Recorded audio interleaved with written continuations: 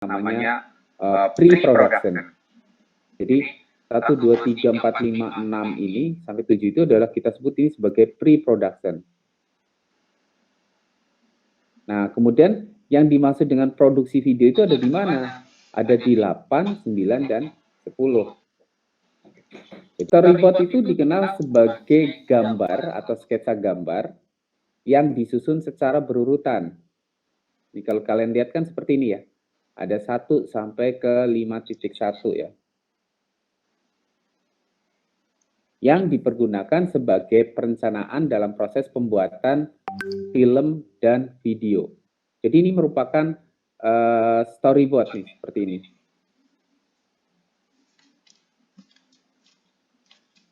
Nah, fungsi dari storyboard itu apa? Jadi fungsi dari storyboard itu adalah untuk menggambarkan alur cerita ya dari awal hingga akhir ya. Jadi kalau misalnya kita sudah memiliki storyboard itu, kameramen itu dapat melakukan proses pengambilan gambarnya itu bisa lebih terstruktur karena sudah ketahuan nih. Oh, di adegan yang pertama itu saya harus melakukan proses pengambilan gambar madu misalnya. Di kedua orang sedang menutup lemari, di ketiga itu di hutan. Ya, kira-kira seperti itu. Ini merupakan storyboard ya, yang dijadikan landasan oleh kameramen untuk pengambilan gambar. Selain sebagai pedoman mulai dari proses produksi tadi ya, proses produksi, storyboard itu juga dijadikan pedoman pada saat proses penyuntingan, sehingga prosesnya itu lebih mudah dan hasilnya itu sesuai. Jadi kalau misalnya kalian bayangkan, misalnya kalian dikasih potongan-potongan video sebanyak 50. Kalau kalian tidak mengerti urutannya, pasti urutannya ngaco. Kalau kalian tidak mengerti ceritanya pasti ngaco. Gimana ya cara nyusunnya? Karena tidak memiliki storyboard. Jadi manfaat dari storyboard itu adalah pertama itu adalah mengorganisir proses pengambilan gambar, yang pertama. Yang kedua itu adalah memudahkan dalam memahami alur cerita. Kemudian yang ketiga itu adalah alat kontrol jika terjadi kesalahan dalam narasi. Itu manfaat dari storyboard itu adalah seperti itu. Nah sekarang kalau kita dari penerbitan nih, kita tidak bisa membuat gambar sebagus ini gitu misalnya. Meskipun dari anak-anak penerbitan juga banyak juga ya mungkin yang punya kemampuan untuk membuat ilustrasi. Nah, kalau misalnya kita tidak memiliki kemampuan untuk membuat ilustrasi, kita bisa juga membuat bentuk pedomannya itu dalam bentuk namanya storyline. Ini dalam bentuk storyline seperti ini. Nah, storyline itu adalah alur cerita yang dibuat sebagai bentuk perencanaan dalam pembuatan karya animasi atau film ya, sehingga jelas dan terarah. Kira-kira bentuknya itu kira-kira seperti itu. Seperti ini nih. Kira-kira bentuknya itu adalah seperti ini. Misalnya ya, di sini terbagi atas 3 kolom ya, yang mulai dari cut atau slide ya. Nah, kalau misalnya ini dalam bentuk gambar, ini gambar 1 ya. Gambar 1 itu isinya apa sih? Oh, tentang opening title. Yang ada di gambar 1, yang ada di scene 1, adegan 1 itu apa saja? Ada logo atau ada tulisan bahan ajar misalnya. Kemudian ada juga bentuknya itu adalah ada aset pendukung misalnya logo atau logo sekolah. Terus musiknya apa? Musik instrumental. Durasinya berapa? 5 detik. Nah, ini merupakan gambar 1 atau scene 1 ya misalnya. Ini salah satu bentuk dari storyline itu adalah seperti ini.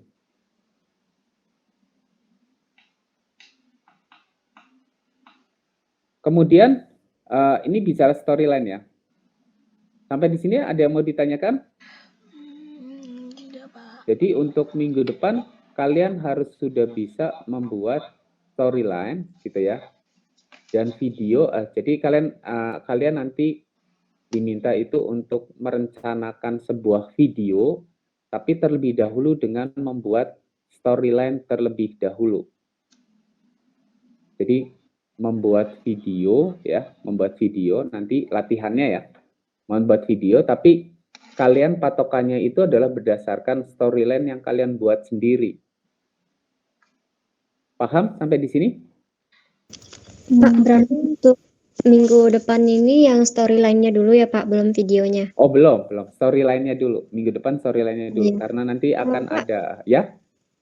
kalau misalnya untuk berita gitu, itu termasuk nggak Pak?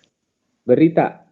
Iya, pelaporan berita, video berita gitu. Berarti kalian harus bikin misalnya openingnya apa, terus kemudian di scene 1 itu tentang apa, scene 2 itu tentang apa, scene 3 itu tentang apa, gitu. Nggak apa-apa berarti kalau misalnya berita. Nggak apa-apa, silakan aja. nggak harus film yang... Oh, nggak harus. Oke, Pak. Nggak harus. Paham sampai di sini? Ada lagi? Izin infonya Pak Sulis. Ya. Kalau sepertinya video profil itu harus pakai storyline juga atau enggak Pak? Iya, harus. Semuanya harus pakai storyline. Oh iya. Nah, video Lalu, profile, Pak, ya. Nah, ininya apa namanya, contoh data cara membuat storyline-nya bisa diperbesar nggak Pak? Biar Saya sudah kirimkan ke kalian. Udah belum? Udah dikirimkan? Udah diterima belum? Ini kayaknya sudah dikirimkan ke kalian deh. Ya, Yang ini kan? kok, Pak. Ya, Sudah kan? Sudah, Pak. Sudah kan? Di grup. Nah, ini Iya, sudah ada Pak. Nah, sudah. Jadi nanti apa namanya? Bentuknya itu kira-kira seperti ini storyline-nya. Paham ya? Iya, Pak. Paham. Oke. Kalau Pak, sudah ya, Pak. silakan. Berarti kalau storyline itu kan secara garis besarnya storyboard ya. Ya. Jadi kita memvisualkan gambaran-gambaran yang seharusnya di storyboard. Nah, apakah kita harus membuat storyboard juga, atau kalau misalkan kita udah buat storyline, kita nggak perlu membuat storyboard? Ya sebenarnya gini ya, kalau misalnya kita menggunakan storyline kan sebenarnya istilahnya itu adalah bentuk sederhananya dari storyboard ya. Karena istilahnya itu seperti itulah ya. Storyline itu kalau misalnya kita pengen butuh kerja cepat ya, tanpa kita harus melakukan proses pembuatan ilustrasi pada storyboard gitu ya. Itu kita bisa menggunakan storyline. Tapi emang idealnya itu adalah kita harus membuat storyboard sih idealnya, tapi kita di sini nggak usah membuat storyboard, nggak usah. Kenapa harus membuat storyboard? Supaya interpretasinya itu tidak meleset gitu. Kadang-kadang kan kalau misalnya bentuknya kata-kata gitu kan kadang-kadang suka menimbulkan interpretasi yang beda-beda ya. Tapi kalau misalnya kita lihat di sini kan jelas ya, oh di si aktor melakukan hal kegiatan apa gitu ya, terus kameramen ngambil gambarnya dari mana, kayak gini kan jelas ya, ya nggak? Ngerti maksud saya? Pak. Kalau seperti ini kan jelas ya. Iya Pak. Nah, ini kalau seperti ini kan jelas. Tapi kalau kalian saya kasih tugas seperti ini kan pasti agak kesulitannya kan tidak semua dari kita tuh bisa menggambar gitu kan. Ngerti ya maksud saya ya? Jadi bentuknya saya minta bentuknya itu adalah storyline aja. Tapi nanti dijelaskan nih ngapain aja di situ gitu ya. Kira-kira seperti itu ya. Opening title terus nanti keterangannya opening title-nya apa gitu ya. Dijelaskan di sini. Paham sampai di sini? Ngerti yang dimaksud dengan paham, aset? Pak. Yang dimaksud dengan aset visual itu paham? Paham, Pak. Aset visual itu paham ya. Jadi contohnya itu seperti inilah kira-kira. Yang dimaksud dengan aset visual. Jadi ketika saya membuat opening title ini gitu ya untuk Formula E itu adalah satu video asetnya ya. Oh asetnya itu saya butuh video untuk opening. Selain video itu ada transisi, kemudian ada logo. Nah ini aset namanya. Paham? Paham, Pak. Paham. Jadi itu yang dimaksud dengan aset itu. Jelas? Ada yang mau ditanyakan? Bapak, saya mau nanya. Ya, silakan. Kalau buat storyline tentang iklan produk gitu bisa kan ya, Pak? Boleh, silakan aja. Silakan aja. Di sini saya kasih kesempatan sebebas-bebasnya untuk bereksperimen ya. Silakan. Nanti begitu masuk ke lebih serius, nanti kita sama-sama menentukan tema. Kita bikin videonya tentang apa. Terus kemudian misalnya dari penerbitan, semuanya penerbitan punya satu orang itu kan misalnya ya, satu orang bisa menciptakan satu video yang menarik gitu ya. Terus mahasiswa penerbitan itu total berapa? Ada berapa ini? Ada berapa siswa total? Beda-beda, Pak. Kan Beda-beda ya. Ya, kira-kira rata-rata 20 lah ya. Rata-rata kalau ada yang 25, ada yang 23, ada yang 24 kelasnya, Pak. Oh gitu. Berarti kalau di rata-rata 4 kelas gitu ya. 4 kelas itu berarti total itu ada sekitar 80 orang lah ya, atau 90 orang lah ya. Ada ya? Total ya. A, B, C, D itu kan misalnya 90 orang. Nah, kalau 90 orang itu bisa membuat video yang bagus, kemudian kalian bikin channel, itu kan berarti sudah dapat 80-90 video. Ngerti maksud saya? Mengerti, Pak. Nah, jadi nanti saya harapkan itu bisa dijadikan sarana oleh kalian untuk berekspresi di YouTube lah ya misalnya ya. Di YouTube. Nanti ditentukan aja misalnya, oh bikin apa. Nanti kan ketahuan ya. Ketahuan. Yang banyak pengunjungnya siapa gitu ya. Yang banyak ditayangkan siapa gitu. Kira-kira seperti itu. Ada yang mau ditanyakan sampai di sini? Jelas? Jelas? Mau izin bertanya, Pak? Ya, silakan. Untuk minggu depan kita tugasnya itu bikin storyline. Ya, atau kita udah punya bahan buat videonya gitu, Pak? Bikin storyline dulu. Baik, Pak. Terima kasih, Bikin Pak. storyline dulu. Jadi untuk bahan videonya itu nanti minggu depannya lagi. Jadi 2 minggu lagi baru. Kan saya baru jelaskan ini ya. Baru jelaskan tentang storyline ya. Nah, minggu depan baru belajar tahapan penyuntingan video. Karena setiap pertemuan itu nanti akan dibagi menjadi 2 sesi. Sesi yang pertama itu adalah berkaitan dengan penyuntingan video. Sesi keduanya itu adalah berkaitan dengan publikasi desain, belajar InDesign dan Illustrator. Paham? Paham, Pak. Nah, jadi semester ini diusahakan itu kalian sudah menguasai 3 aplikasi sekaligus. Illustrator, InDesign, sama Adobe Premiere. Ya, paham ya? Nah, bisa nggak? Bisa, pasti bisa sih. Pasti bisa, soalnya kalau misalnya kalian ikuti perkuliahannya dengan baik, pasti bisa sih harusnya. Gampang kok. Ya? Paham sampai di sini? Jelas? Paham, Jelas, Pak. Pak. Cuman Pak, saya boleh itu nggak, Pak? Saya belum pernah nyoba editing video, soalnya kalau semester kemarin kan hanya majalah ya, Pak. Maksudnya masih editing tentang tulisan, gambar gitu, belum ke video.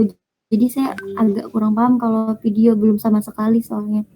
Oh ya, kan nanti diajarin pelan-pelan. Iya, Pak, mohon bimbingannya.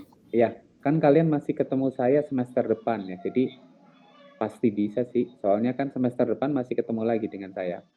Jadi kalian 2 semester dengan saya nanti. Paham ya? Insya Allah kalau misalnya masih dikasih kesempatan ngajar. Ya? Paham sampai di sini? Paham, Pak. Paham, Pak. Nah, sekarang berkaitan dengan pengambilan video atau pengambilan film ya, proses produksi. Nanti kalian harus mengerti tentang shoot, scene, sama sequence. Jadi istilah-istilah ini itu sebenarnya apa sih? Ya, ada sequence, ada scene, ada shoot. Jadi yang dimaksud dengan Sequence itu apa? Sequence itu istilahnya itu adalah babak ya. Kalau di dalam drama itu, dalam teater itu, sequence itu istilahnya itu adalah babak. Yang dimaksud dengan babak itu apa? Misalnya mungkin kalau misalnya secara definisi itu mungkin kayak agak sulit ya. Jadi saya jelaskan itu kira-kira seperti ini. Misalnya kalian ingin membuat video tentang orang orang mau beribadah sholat subuh gitu ya. Berarti kan ada dua babak yang harus kalian ceritakan. Babak pertama itu adalah babak ketika si aktor ada di rumah, sama babak ketika aktor berada di masjid. Ngerti ya yang maksud ya? Berarti sequence di rumah sama sequence di masjid. Paham nggak? Paham, Pak. Jadi misalnya temanya. Contoh. Tema. Misalnya temanya itu adalah ibadah sholat subuh misalnya. Ibadah salat subuh. Berarti kan sequence yang pertama itu adalah sequence di rumah. Sequence di rumah. Yang kedua itu adalah sequence di masjid. Paham tidak? Anak Shape Builder kemarin? Sudah, Pak. Sudah belum? Sudah, Pak. Sudah, Shape Builder, kemudian Pathfinder, sudah ngerti kan ya? Nah, sekarang kita akan belajar membuat ilustrasi seperti ini ya, ilustrasi vektor seperti ini. Susah nggak gitu ya? Kita mulai dari yang nomor 1. Ini kan saya kasih nomor 1 nih. Ini ada maksudnya nih. Jadi nomor 1 ini, ya nomor 1 itu artinya itu adalah kita akan mengerjakan bidang yang nomor 1 dulu. Jadi langkah pertama itu adalah silahkan membuat dokumen baru dengan menggunakan Adobe Illustrator. Kalian bisa menggunakan ukuran berapa saja ya. Misalnya ukurannya A4 misalnya. Atau A3 silahkan. Sudah belum membuat dokumennya? Sudah? Sudah, Pak. Sudah. Kalau sudah, kemudian yang kedua disuruh apa? Aktifkan rectangle tool. Jadi kita aktifkan rectangle tool, tekan tombol shift, buat area kotak dengan perangkat tersebut. Jadi rectangle tool, tekan tombol shift, tarik nih dengan perangkat itu. Nah gitu. Paham sampai di sini? Paham, Pak. Buat kotak.